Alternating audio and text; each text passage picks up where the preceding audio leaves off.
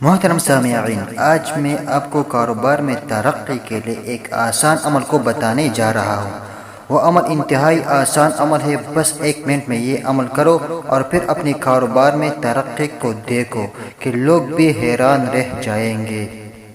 انشاءاللہ انتہائی آسان اعمال ہے، 2-3 عملیات ہیں، میں آپ کو بتاؤں گا کہ ان میں سے جو بھی آپ کو پسند ہو تو آپ اس کو کر لیں۔ پہلا عمل یہ ہے کہ سورہ توبہ کی آیات نمبر 111 اس کو لکھ کر مالی تجارت یا دکان میں رکھنے سے بہتری اور بہت زیادہ ترقی ہوگی۔ وہ آیت کیا ہے؟ سورہ توبہ کی آیات نمبر 111 ہے۔ آیت یہ ہے، ان اللہ اشترى من المؤمنین انفسهم واموالهم بان لهم الجنة يقاتلون في سبيل الله فيقتلون ويقتلون وعدا عليه حقا في التوراة والإنجيل والقرآن ومن أوفى بعهده من الله فاستبشروا ببيعكم الذي بايعتم به وذلك هو الفوز العظيم۔ بس صرف اس آیات کو کاغذ کے ایک ٹکڑے پر لکھنا ہے اور اس ٹکڑے کو مالی تجارت یا دکان میں رکھے، اس کے خیر و برکت آپ خود دیکھیں گے۔ دوسرا عمل اس سے بھی زیادہ آسان ہے، جو شخص اپنا نئے کاروبار شروع کرنا چاہ رہا ہو کہ میرے اس کاروبار میں اللہ تعالیٰ برکت ڈالے، یا اس کی پرانی کاروبار ہو، اس کے لیے بھی بہت اچھا ہے، رزق کی کشادگی کے لیے۔ وہ عمل کیا ہے؟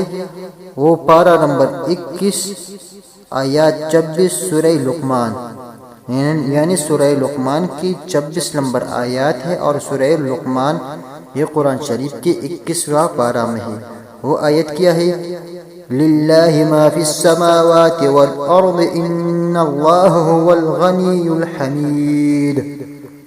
اس آیات کو روزانہ 131 یعنی 131 دفعہ پڑھے، انشاءاللہ کاروبار میں ترقی ہوگی انشاءاللہ۔